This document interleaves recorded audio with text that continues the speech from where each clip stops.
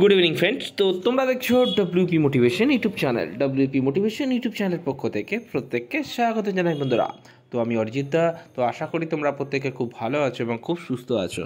তো আজকে তোমাদের কী বিষয়ে ভিডিও করতে চলেছি তোমরা টাইটেল এবং থাম্বনেল দেখেই অবগত হয়ে গেছো তোমাদের কী বিষয়ে আজকে কিন্তু ভিডিও করতে চলেছি। তো আজকে তোমাদের কলকাতা হাইকোর্টের একটা গুরুত্বপূর্ণ নোটিশ কিন্তু এইমাত্র প্রকাশিত হয়েছে।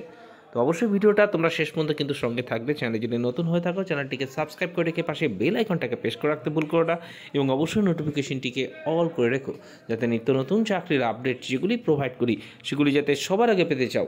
অবশ্যই চ্যানেলটির সাথে যুক্ত থাকতে বন্ধুরা ভুল করো না, এবং ভিডিওটি যদি সত্যি খুব হেল্পফুল মনে হয়ে থাকে একটা করে লাইক করে দেওয়ার অনুরোধ রইল। তো আমি বর্তমানে রয়েছি কলকাতা হাইকোর্টের অফিসিয়ালি ওয়েবসাইটে।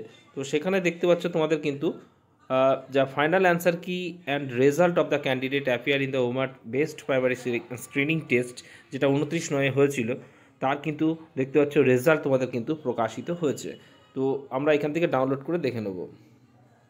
তো দেখতে পাচ্ছ এই তোমাদের কিন্তু পিডিএফ, যেটা আমি অফিসিয়াল ওয়েবসাইট থেকে ডাউনলোড করলাম। তো দেখতে পাচ্ছ পরপর কিন্তু তোমাদের এখানটায় ফাইনাল অ্যান্সার কি এবং তোমাদের যেটা রেজাল্ট সেটা কিন্তু পরপর এখানে দেওয়া রয়েছে। ঠিক আছে, যারা যারা পাস করেছো তাদের কংগ্রেচুলেশন, তোমরা এখান থেকে লিস্টটা কিন্তু দেখে নিতে পারো। এবার আমরা চলে আসি তোমাদের